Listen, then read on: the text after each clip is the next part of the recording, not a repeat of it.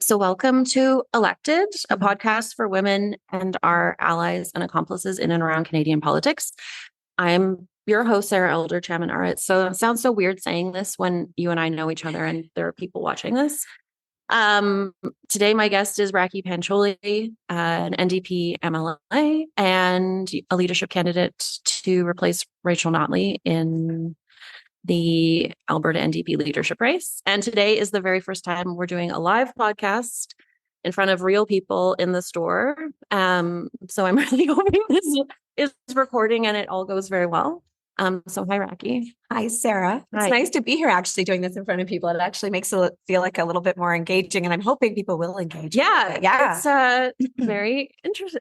I'm a little bit nervous, to be honest, but I love being here for the first time you're doing this. Yeah. I think that's exciting. You're a good person to do this with for the first time. Oh. So let's get into it. I feel like the question that you always get asked when you're running for something or anything is like, tell me why. Yeah. What would be a more unique way of me asking you that? Just so I get beyond the standard boilerplate answer. I think it's a fair question. I think that especially when I'm putting my name forward, that the why is the big important part. And I think everybody should have a good answer to the why. For me, it was really about spending a lot of time talking to Albertans during the last election and hearing a little bit more about what I think would have perhaps made a difference, but really hearing about the stories of Albertans that I felt weren't being told. And, one of the things I talk about, Sarah, is that I've lived in this province for most of my life since I was 4 years old. And I have heard a story about who Alberta is and who an Albertan is, particularly from, the governments we've had over the last few years. And that story of Alberta has been very small. It's one that doesn't actually reflect either my experience growing up here or the experience of many, many, many Albertans. So part of the reason why I'm doing this is because I want to talk about the story of the Alberta that I know. And when I'm sitting here in Calgary, an incredibly diverse and energetic city, same with Edmonton, where I'm from, and many, many communities across this province, I feel like the story that's being told of this province is limiting. And I really want to talk about the Alberta that I know, the one that I've heard from people when I've knocked on their doors, which is really a place of hope. It's a place of optimism. I think people see Alberta as a place of opportunity. And that's the story that I want to tell as part of this leadership race, and to give a sense to Albertans that we can dream bigger, we can expect bigger, and we deserve bigger. Mm-hmm. And that's what I'm focused on doing. So there are 4 people in the race so far. What differentiates your vision? What makes you stand out apart from the others? So I just want to begin by saying I'm really thrilled to run with the colleagues that I'm running with. So far, of course, the other 3 candidates are all amazing colleagues of mine, incredible women who are strong voices for Alberta, and very honored to be in this race with them. I'm a parent of 2 young kids, and I've tried to explain to them, because this is unusual for them. They've seen their mom go through a few elections now, and they're like, okay, so why are we running against other NDP candidates? So I've had to, because they know Sarah, they know Kathleen, they know Jody. Yeah. And so it's been to describe to them that I'm not running against my colleagues who all have shared visions, and we have a lot of the same values. But it's really about putting forward something that I do believe is a perspective that I bring, which is really, I joined the Alberta NDP when I ran for the first time in 2019. And I brought with me a sensibility that was, I think, reflective of a lot of Albertans, not deeply partisan. Most people in this province care about the same things. They want a strong, resilient economy.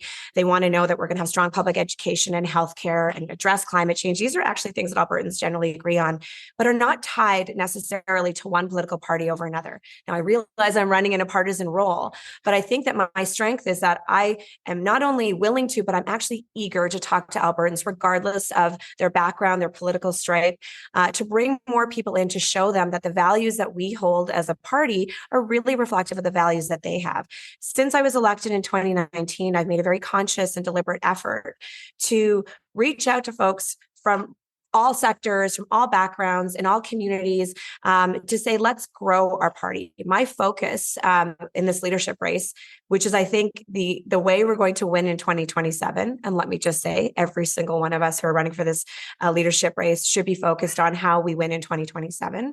the way we do that is we grow, and we have to include more people.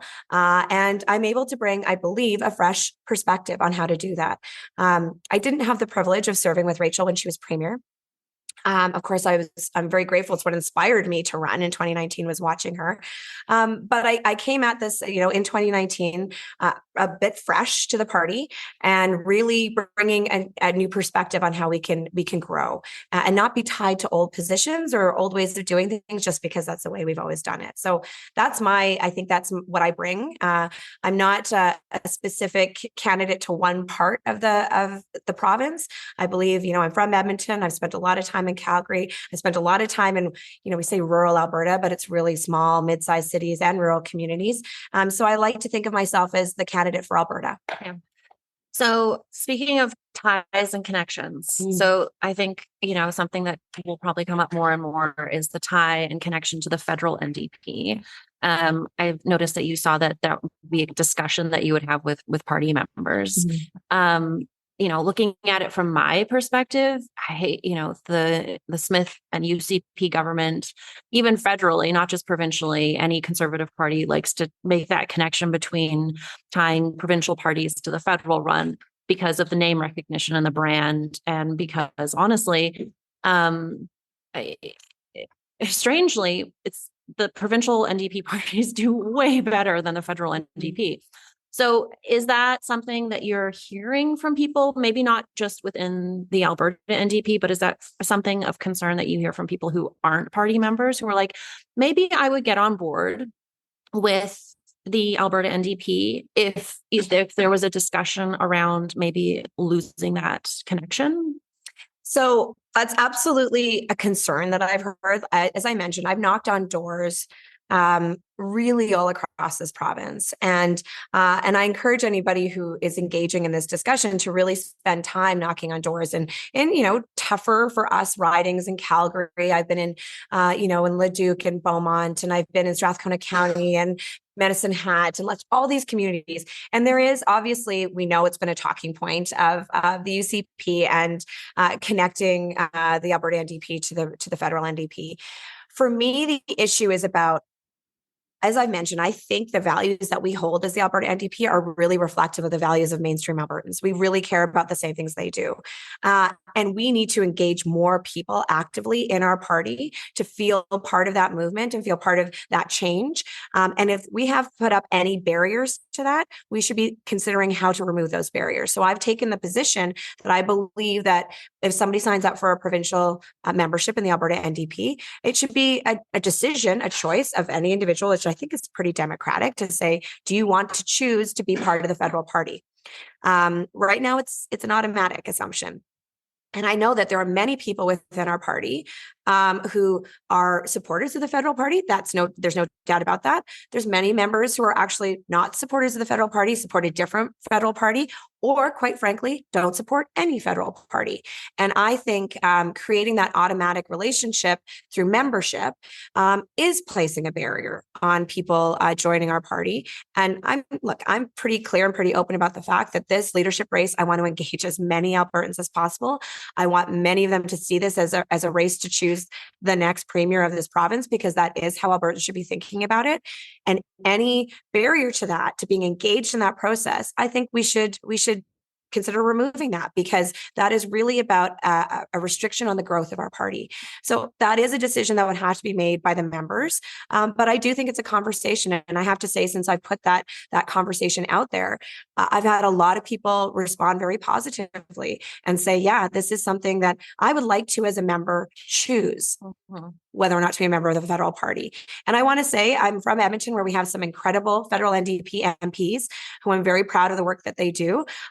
But again, everybody needs to be able to make that choice. And one other thing I'll mention is that, my riding of Edmonton White Mud, I was elected in the last election with almost 61% of the vote. So overwhelming support, which I'm incredibly grateful for. My riding also consistently votes federally conservative. So There's obviously not a direct correlation between provincial party support and specific federal party support. So that is the case in many ridings that many provincial Alberta NDP members hold, is that those ridings vote differently federally. So I think we need to recognize that there's not that automatic connection and allow members to choose. Yeah, I mean, without being a member of the NDP, I mean, in terms of the policies that the federal party has and even federal MPs have specifically on oil and gas, there's an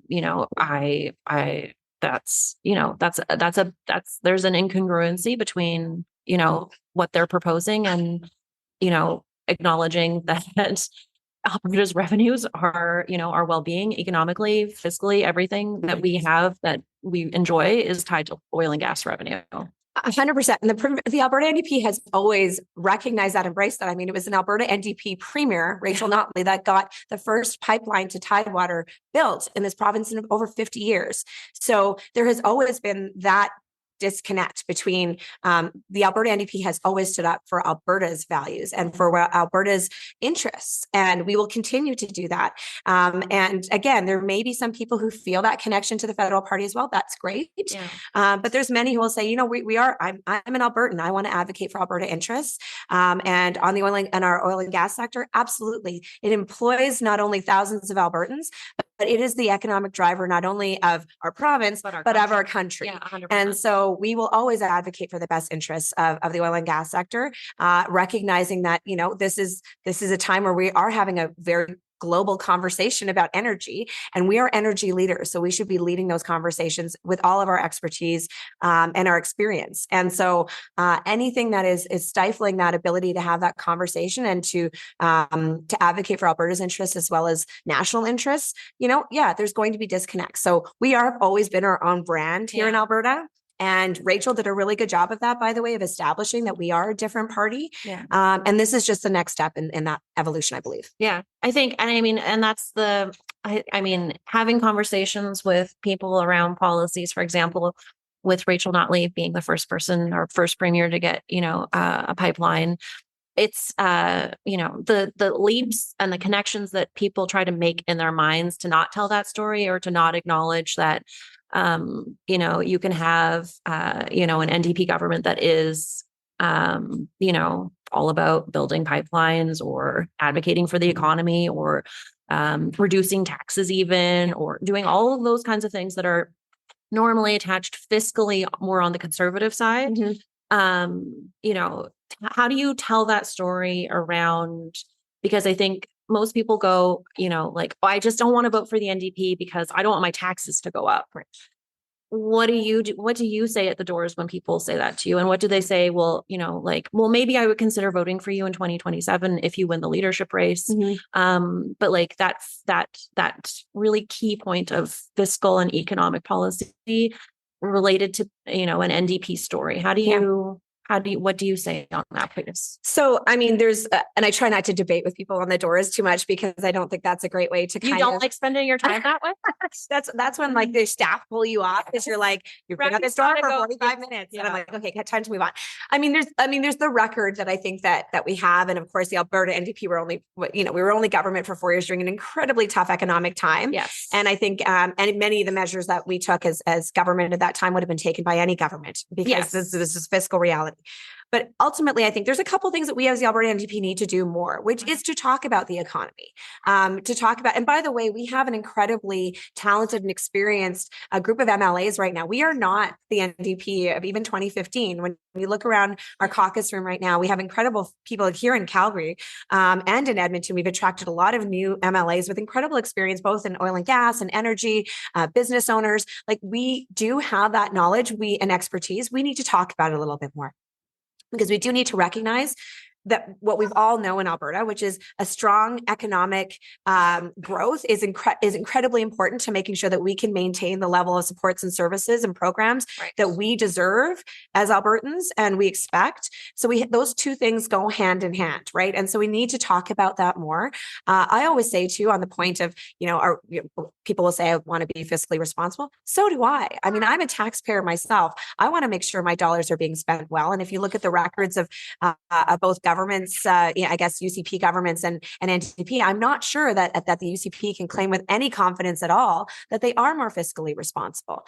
Yeah. I mean, I won't list all the myriad of examples, but I think the point is we are all Alberta taxpayers. We want to make sure that our money is being spent efficiently and effectively. And we want to make sure that that translates into the quality of life that we are proud of in Alberta, because we do have incredible opportunity here. And when we are not responsible with how our dollars are being spent, and we have to think bigger picture as well about our revenue sources and all of those pieces, we need to make sure that we have that in place so that we can have the strong education system and healthcare system. And I don't need to say this to you, Sarah. I know you know this, but like education and healthcare are not just social issues. They're in fact incredibly important. They're economic issues. 100%, right? And we're going to see that as we see continuing underinvestment in healthcare and education, that's impacting our economy directly. Yeah. But so that's what we have to think about, those pieces as well as economic opportunities, right? Investing in those pieces are important to making sure that our economy stays strong. It's also about making sure that we have the skills and the talent here in Alberta to drive our economic growth, right? So many things are shifting and changing from obviously from the energy sector to tech, and there's opportunities that we have here. We want to make sure that that Albertans are equipped with those skills to drive that economic growth and to attract investment here to make sure that we have those strong systems. Well, money obviously plays a really important role in everything that we do, we talk about the revenue roller coaster being attached, everything attached to the price of oil, budgeting based on what the cost of a barrel is projected to be. We just had a budget last week in Alberta. Questions about heritage fund, debt, borrowing, and all of these different things. What I get when I talk to people is that we, and even myself, I have a certain level of expectation of the services that I receive as a taxpayer. Yeah. So I want all of our kids to go to healthy, safe, beautiful, modern schools. I want people to go into a hospital where they aren't sitting waiting for 7 hours. I want our roads to be, not riddled with potholes. But it's where do we put our money? Yeah. How do we spend our money? How do we budget our money? We have this, I think, an expectation of this certain level of services, but we also live in a province where we're tax adverse. And people, at least the ones that, I talk to they're like, they lean more into the economic policies of the UCP, which I actually don't think are fiscally conservative, to be honest.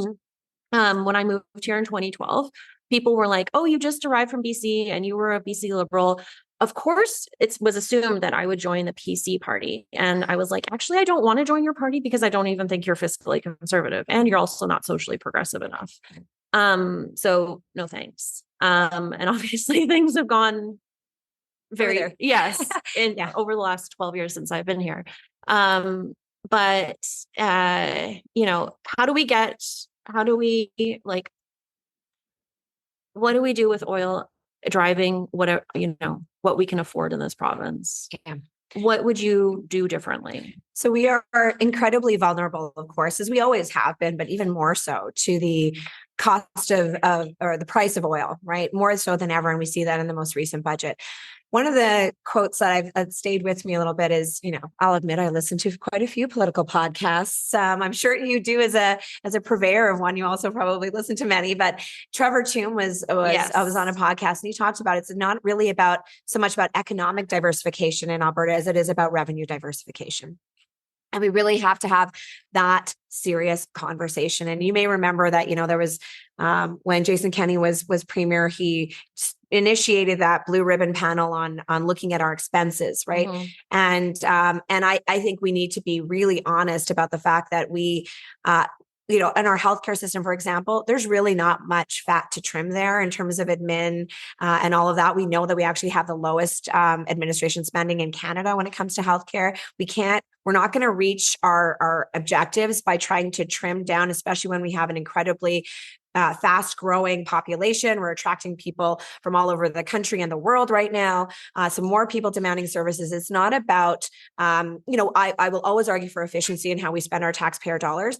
But right now, the challenge is our revenue vulnerability, honestly. And we do need to have a conversation. And I think, we never had the second half of that panel, which was to talk about our revenue sources. And look, this is not. If only Jason Kenney was here. Oh, if to only still talk Jason about Kenney. Implementing a sales tax. Right. If only Jason Kenney was still here is something I think an odd thought for many Albertans. It's somewhere wishfully thinking about it. But I will say that we need to have that conversation and we need to talk about, but this is also not a time to add more costs onto people. We know we're in an affordability crisis, right? So any measures that are going to, people who are struggling with rent and mortgage payments. Are you sure you want this job? No, I don't just mean leader of the NDP, but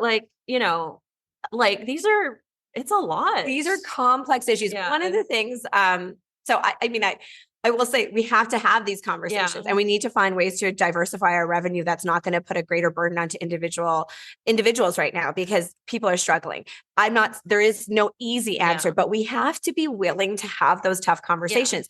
Yeah. And one of the reasons why I wanted to run for leadership is to talk about how do we bring more people in to actually meaningfully engage in those conversations? Because look, during our last election, we as a party had a strategy of saying to former PCs and conservatives, lend us your vote. Yeah.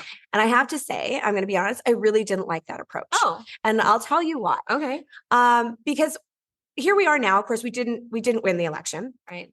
So all of those folks who maybe held their nose and voted for us, they're gone. Because they were never really. You think they're gone? Well, I think a lot of them are gone, or they're not certainly not actively supporting us, right? They're quiet now, right? Because it was a lend. It was a lend, not right? a give. That's right. 100. We weren't asking to earn people's votes. We were asking them to say, lend us your vote, right? Yeah. So I wasn't crazy about that idea. We're working to earn it. For sure we were. But I think we could have done more to actually, but my argument would be that even if we had won the election, from people who maybe, not everybody, but some people who just held their nose to vote for us, would they have been with us for the hard work of addressing these complex issues with complex solutions? To me, it's more than just earning votes to win an election, which I think has been really driving our political discourse for so long, which is why we see this really divisive, polarizing, and a focus on sort of negative emotions around fear and anger. Yeah. Because those emotions are very effective to either disengage people, get them to maybe share a tweet or like something, or maybe vote out of anger. But a lot of people stay home in that environment. To me, it's actually a form of voter suppression. 100%. Because you want to decrease your opposition's turnout, so they stay at home. So you increase your own share and go on to win, right? Absolutely. So if you want to actually engage people in the hard work, because as we've just described, it is hard work of addressing complex issues with complex solutions, you need them to feel like there is more that they're engaging in, that they're part of the exercise of what you're doing, and that they may not agree with everything that as a political party you want to do, but they're with you through that tough work. And you get there by actually giving people hope and optimism. Yeah. I'm a firm believer in that. It's not idealism. It's not like Pollyanna politics. It's about saying to get people to actually engage, and not just politically, but to get engaged in trying to improve their community, through an organization, through individual action, through their city, their province, to get people to do the hard work of improving our province for all of us. Yeah. People have to feel like there's hope in that and there's optimism. And so that's what I've been really focusing on in my leadership campaign is let's not talk about the negativity that actually disengages and causes despair and leads people to not engage. Let's talk about the opportunities we have in this province because we have so many. And let's lead with hope and optimism to get people excited about doing that great work, that important work, and that hard work. Well, I want more people to feel like their vote matters, that, that they're invested, that they don't just care about themselves, but they care about their community. Yeah. Obviously, I think COVID has done something to our larger, global and local communities that is I think proving harder to come back from because we see ourselves more as individuals. I thought, and I had hoped we would come out as more of a community minded, thinking, we're stronger together.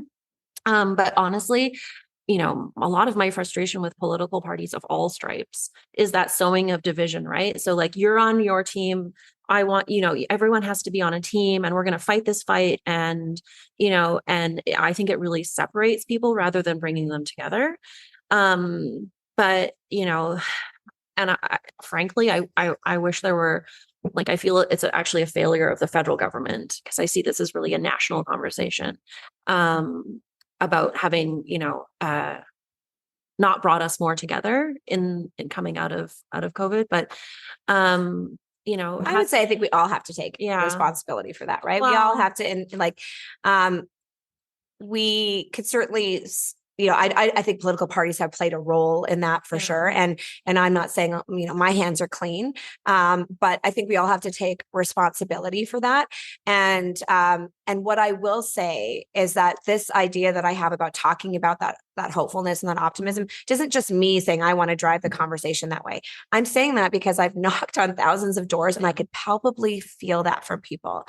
I could feel that people were looking for a reason to feel engaged, looking for a reason to feel excited. And I actually have genuinely a lot of hope that things are changing. I just was I've been in Calgary for a few days now and had some amazing conversations with some people doing some incredible work right in their community about trying to make, age-friendly streets. And they didn't do that because there was any specific program, or they're just like, what, we live in a community, we've got small kids, but there's lots of seniors in the area. Let's do something to make this street more age-friendly. And that was just something they did. And they worked with their neighbors and did it. That work is happening. And that's happening because people feel optimistic and hopeful about making their community a better place. And I think, for myself, anybody who's in politics right now, this is hard work. It's hard work. And I feel like this is the selfish part for me to feel motivated to do this work that I feel is really important. I need to feel hopeful and optimistic. And I get that feeling from the people who I talk to on the doors across this province. This is coming from a very real place where people are saying, we don't want to be isolated. We're exhausted by that negativity. We want to feel engaged and excited. And that's what I'm excited to do with our campaign. Well, there's nothing that gets me excited like a good talk about policies, specific policies. Yeah. So I thought it was really interesting that you said something about all-day kindergarten. Yeah. So Alberta doesn't have all-day kindergarten. And I think that is long overdue for a change. It is incredibly long overdue for a change. So, you're a parent, I think obviously that's like part of why politics, in my opinion, needs to change, because there need to be more people at the table who have a different set of lived experiences to drive policies that represent and reflect, the interests of all the people. But so that policy has a huge price tag. But it's an economic policy. It's not just a social policy, right? So, and getting more women into the workforce is obviously another economic policy. What other policies are you putting forward that you are excited about and you tell people about? So let me just say, because this, Sarah, because for 4 years I was the critic on children's services. Yes. Perhaps one of the most relentless advocates around affordable and accessible childcare. And really, when I was talking about that, I was talking about early childhood education. So when we talked about what kind of policies we wanted to put out, and let's be clear, we're not in a general election, right? So the policies I'm going to put out, we just had a general election. We're 3 years away from another one.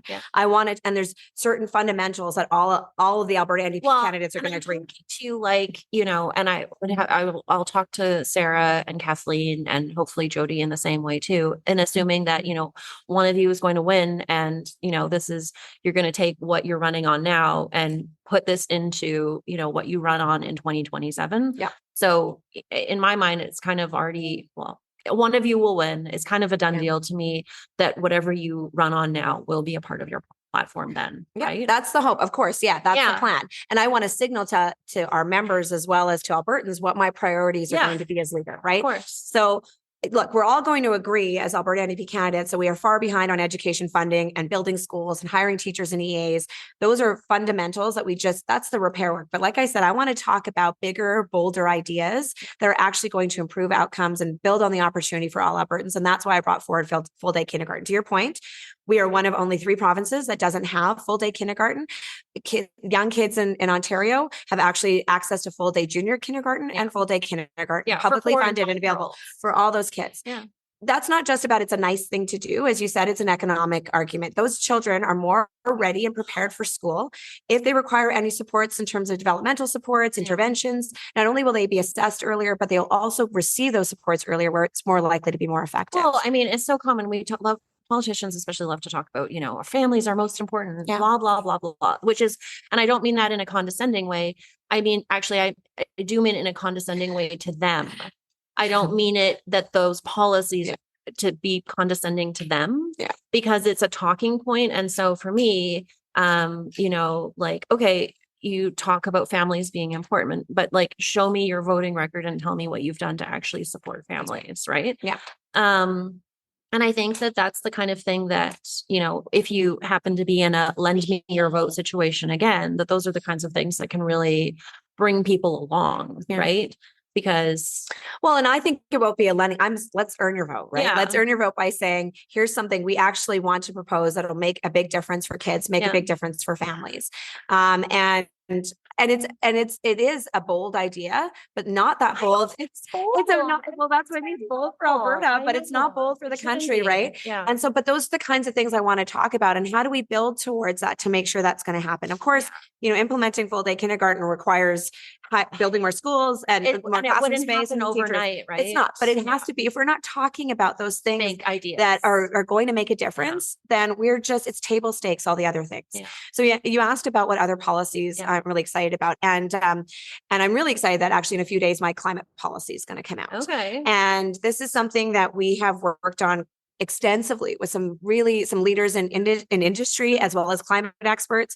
I came out when I launched my campaign and said, we really need to talk about what a climate plan is going to look like without a consumer carbon tax. I'm looking ahead and I'm seeing what could happen with the federal government, with a federal election. But fundamentally, the federal government has undermined the logic behind a consumer carbon tax. And Albertans are still overwhelmingly opposed to it almost 9 years later after this conversation began. So we are where we are. And I don't want to wait another 2 years to talk about what strong action on climate change, which, by the way, is something that Albertans strongly support, is taking action on climate change. So I'm going to be rolling out a detailed policy, probably one of my more detailed policies, because I want to give credit to the incredible work that the people that I put around a table who are experts to develop this, to show that we can be thoughtful. Again, taking action on climate change is not only an imperative for the obvious reasons of the effect on our on the environment and our but also on our economy. We are going to be facing unbelievable drought this year. Wildfires, water is going to become something that we're all going to be talking about nonstop in the next few years for sure. So we have to do it. It's important for our economy, but we can do it in a way that actually builds on opportunity. We are energy experts in this province. We are a leading destination for investment in renewables. We can lead on actions such as energy efficiency. There's opportunity here. And that's what I want to talk about. Well, and that's what you'll see in this climate policy. It's interesting. So on Friday, I was in Kananaskis at a conference for young women in energy. And I was there for a fireside chat with the Minister of Environment and Protected Parks, which anyways, I'm not in charge of naming things. So can only imagine if you were. But anyways, yes. But one of the points that she made during her chat was, because it was actually interesting, there was an app, like technology, that was used where you could submit audience questions. Right. And then the person that was moderating, having the conversation with her, could look at them and then ask her. Yeah. So it was interesting. I would say at least 70% of the questions that were generated by the 200 plus young women in the audience were related to renewables. And so the moderator didn't ask some of the more pointed questions that were being asked by audience members, but in a roundabout way, she, did it a little bit more diplomatically. But the minister said, Alberta was attracting 75% of the investment into renewables. So it makes sense that we put a pause and I was like, are you kidding me? Like, do we not want to be the first and best in this? Like, if we're attracting the majority of investment in renewables, to me, that's a sign that we're the destination. Yeah. People want to put their money here. They want to, this is something that we could excel at. Yeah. It's not something you put the brakes on. It's actually, to me, it would be like, let's accelerate this. Yeah. So what would you be hitting? Would you be hitting the pause button, or would you be hitting and I feel like this is a softball. I know the answer, Yeah. or at least I hope I do. And I'm like, look, I'm always going to be an advocate about growth that is responsible. But what we're seeing is nothing to do with that. This is some sort of ideological perspective of that's actually actively suppressing not only action that would diversify our energy sources in Alberta, but will actively stifle investment, which to me, again, when you go back to, I don't understand what the conservative values are that are driving, whatever happened to property rights and the free market. It's not conservative ideology. So, it's not. Well, and in fact, to that point, that's one thing I hear all the time from folks. So, I mean, we know that many people in Alberta will identify and say they're conservative because they have been their whole life. And that was, we for so long having one government and one party, people associate their own identity with the identity of the political party that's in power. But people are genuinely feeling that untethering and that disconnect between saying I'm a conservative and seeing what they're seeing from this UCP government right now and what they've been seeing for the last few years. So no, renewable energy, it's not that, let's be clear, renewable energy, this is what I struggle with all the time. And it goes back to this polarization is it's not oil and gas or renewables. It's an and. It's and she made that point too. Renewables, right? She made that point too. 100%. So renewables aren't the silver bullet to solve all of our problems, but they're an incredibly, first of all, economically viable growth in our economy.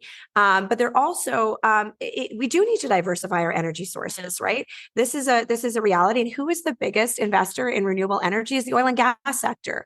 Like, we can argue about it from an ideological perspective as much as we want, but the economics of this are pretty fundamentally clear. The global economy is going in a certain direction that most people can agree is going to lead to the growth in renewables. And we are a destination for that. And we need to diversify our energy sources. We can't continue to rely on fossil fuels forever to drive our electricity grid, to drive our economy. That the fundamentals are there. We can either stick our head in the sand or we can lead. Well, but I do think that sticking your head in the sand is the politically expedient thing to do, right? Because tough discussions, tough questions, tough anything isn't what politicians usually lean into, right? Because that will potentially mean you might lose votes. Right. So it's really tricky. But we as political leaders, as well as Albertans, need to demand more. Because these solutions are not simple. They're not. It's not this or that. It's not head in the sand or we are not going to address the fundamental challenges that we are facing if we're doing that. But that's why the PC government, I think, was able to go on for so long, right? It was because let's spend more and, let's avoid having this conversation. And now we're in the position where we are and, and then. Which was foreseeable. It is obviously foreseeable. Yeah. These were very smart people who were obviously made choices just to keep going along with things. Well, and I think what it has to come down to too is that political parties right now seem to be obsessed with, and obviously it's the fundamental of just vote getting, right? Like to win the moment, win the vote, win the election, and then keep the vote and keep the vote, but keep the voters who made you, who put you where you are. Yes, keep them happy, right? Although I think that's becoming more challenging, and that's then this approach of just polarizing people because it's not doing the work. And what we have seen for almost the year since the provincial election has happened, we think about the major things that the government has currently done. None of them are related to governing, right? There's been no substantial action on addressing the incredible healthcare crisis we're facing. Firing people and reorganization hasn't resulted in better outcomes for patients in Alberta. But people seem to be willing to go along with it. Oh, I don't know. As a member of the opposition, it's really we're not willing to go along with it, right? And we even see a budget that's not making any substantial investment in changing things around healthcare. It's not keeping up with our growth in terms of population. It's not keeping up. That's not going to get the 800,000 Albertans a family doctor. I know. It's so interesting though, because, right before the fuel tax was put back on, I had a conversation with a woman who said, well, and I have so many conversations with women who say that they're not watching the news anymore. They get their information from online and different sites. But she was like, I said, oh, like, how do you feel about the fuel tax coming off? Like, cost of living is up, we're all feeling the pressure. And she was like, yeah, I'm okay with that. Because, we can't just keep, subsidizing that. Yeah. Like, I'm in my mind, the connections are like, oh, how do we get this where here we are? And, what you're willing to say, but then what we want and what we expect. And it's just also. But I think that's because the environment has not allowed for those kinds of, they're contradictory and sometimes difficult to untangle positions. But that's the complexity of being, a person living in this world right now. Yeah. But there are fundamentals. Like, I think about what is government fundamentally responsible for. Provincial government, they're responsible for making sure that we have an economic environment that supports growth, right? That's, we don't drive it. We're not going to, but we have to be creating a climate of sustainability and certainty, which is what we need for investment to support certain economies. But we also need fundamentally government's responsibility at a provincial level is to deliver healthcare and education. And has that been happening over the last little while? No. So again, there's a difference between the politics for vote getting and the politics to govern. Yeah. I'm interested in the politics for governing. Okay. Well, yes. I want that for all of us, right? I think that Alberta would be better off with that. Yeah. And with a government, no matter who it is, that governs for all Albertans, not just the ones who voted for them. 100%. Right? Is that, that has to be the way it is. That's what I say, for example, that I want to earn people's votes. Yeah. I also want to earn people's votes outside of Edmonton and Calgary, because again, you have to be making those decisions based on the best input, speaking to the most Albertans, reflecting the most Albertans. We can't be saying, I just need enough to win the day and to win the vote. I'll do this. I'll put in X. I'll do X announcement. I'll put X amount of money into this because, 1.36% of the population agrees with this. And that's what I need in order to form my, majority. That's right. And I'm not saying this hasn't been a tension in politics for a very long time, but we are at the point where we are forgetting right now the work of a government, which is to actually include as many Albertans, even if there's disparate views, even if people are not going to be on board with every single piece of the work you do. But if they feel like they're listened to, they feel they're engaged, they have their opportunity to provide meaningful input, and they can see what they're saying reflected in some way, then you get what I call democratic consent, right? That's when people are like, I may not have even voted for you, but I understand how we got to where we are, why we're doing what we're doing. And I can live with it because it's addressing a complex issue. And that's what we need to, I'm interested in having those complex conversations. And the only way to do that is to talk to as many people, grow the people we're communicating with, grow the people we're reflecting in our policies, let them see that they are part of what we're doing. And that's how not only I'm hoping to win the leadership, but that's how we win government in 2027. So if someone's listening to this and they think, wow, I want to support her, I want to find out more, I want to, ask more questions about something. How do I get involved with her campaign? How do I give her money? Oh, well, geez, I like that. I've never How do we do that, Rakhi? Very simple. Thanks, Sarah, for asking. So my website is voteraki.ca. And because my name is a little bit difficult to spell, it's voterakhi.ca. And there you can sign up for a membership. You can donate. You can see the positions and policy positions I've taken, and we'll continue to be adding to that. See my social media, follow us on social media. The deadline to buy a membership to be able to vote in the upcoming leadership race is April 22nd. Oh, that's birthday. Oh, well, happy birthday to you. So for your birthday, everybody should buy, and it's Earth Day. So for your birthday, everybody should buy a membership in the Alberta NDP. $22. Donate. I wish I was 22. Oh, I'm not going to be a little Taylor Swift song there. 20. I could not have got through this podcast without mentioning Taylor Swift at some point. Thank you for bringing up her song first. I didn't know it was. Oh, there you go. I mean, you're not name of a song called 22. Oh my gosh. If I was a better singer, I would love to. But that would turn people off of going to my website and supporting me. But yes, 22 is the name of a song. Well, just so you know, last night, a small group of people, kind of like that I and it was an event, I guess, from the store. We did karaoke.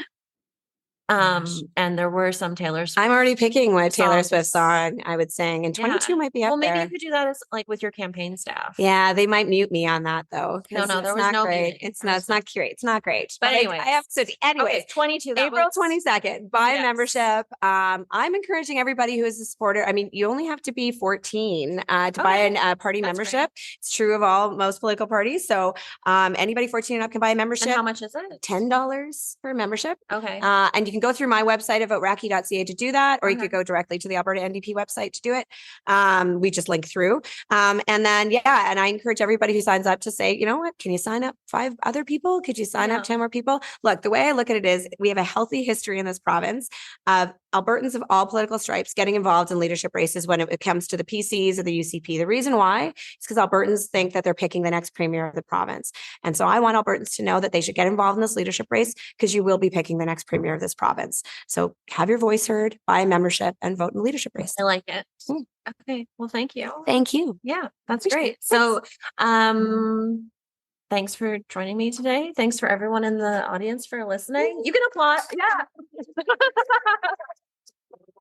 And I'm excited to see what happens throughout and it's June 22nd is when the results will be announced. Okay. So, and is it online? It's online. So after April 22nd, the membership list will be finalized, and then everybody who's on the membership list will get a ballot. Okay. And they can vote either by mail or they can vote online. And then has it been announced yet? Is that going to be an in-person? It'll be an in-person announcement. Like we're calling it, I think a leadership convention is what they're calling it, or a leadership showcase, maybe. I think that might be the word. Showcase. I'm not entirely sure. That sounds a little bit too like agricultural. Well, I actually think maybe I have to do a song and dance, maybe a Taylor Swift number. But that will happen. If you win. Yeah, if I win. Oh my gosh. I'll have to see if I can incorporate that into my comments. Yes.